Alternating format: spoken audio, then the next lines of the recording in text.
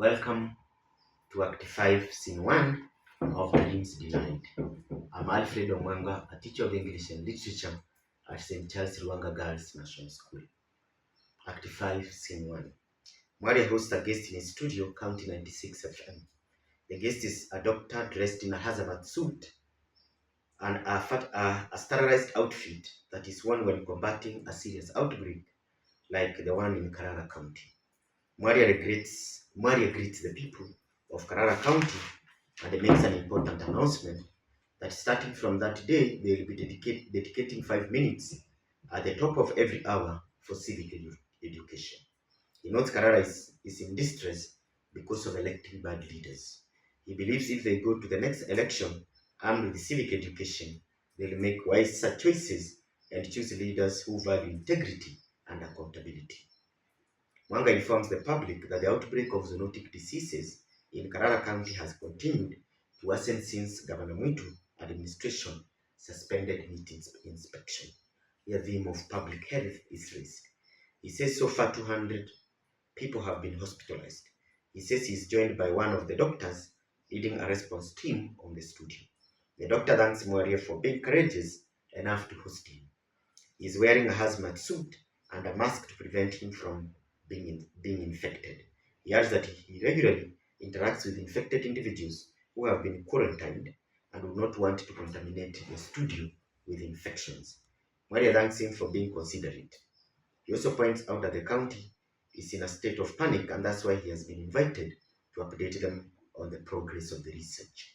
The theme of fear is brought out here. The doctor fears that if those who believe in Governor Mwitu continue eating infected meat, there is no hope. That's page 105.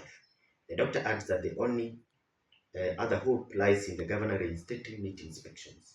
It is because the disease mutates into different contagious strains that can be spread through sharing utensils. So the theme of public health still emphasized on page 105. The doctor emphasizes that as a scientist, he speaks based on facts. If His Excellency the Governor does not restore meat inspections, the only hope is for everyone to wear hazmat suits. Maria also asks about the cost of a hazmat suit. The doctor says 800 shillings. This is expensive for most people in the county, especially those with large families. Moreover, hazmat suits are designed for adult medics working in high-risk regions. Children, unfortunately, cannot wear them. Maria asks the doctor whether there are disease carriers among them. The doctor replies that it requires more research. Maria thanks the doctor for coming. He says that the doctor's chilling insights should give people something to think about when choosing leaders. Maria connects Ngima, a constitutional lawyer, to explain to citizens on the phone what they can do to hold Governor Mwitu legally accountable for the dangerous situation his policies have put them into. So we can see the role of the media again, and also the role of technocrats like Ngima. Ngima says that their constitution provides for the removal of a governor from power if the people lose confidence in him. The people may sign a petition demanding the removal of the governor and the members of the county assembly from office if they no longer trust them. That's on page 107. Alternatively, if they have no problem with the MCAs, they can use them to impeach the governor. Ngima also says that he has heard claims that some governors bribed MCAs to keep them in power. The theme of corruption is raised here through the MCAs who are bribed by governors so that they can stay in power.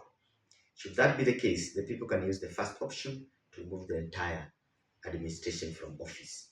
Ngima advises Governor Mwitu to resign honorably because of his bad policies. He says history is kind to leaders who step down peacefully. In short, the scene highlights themes of civic education, role of the media, public health, fear, and corruption.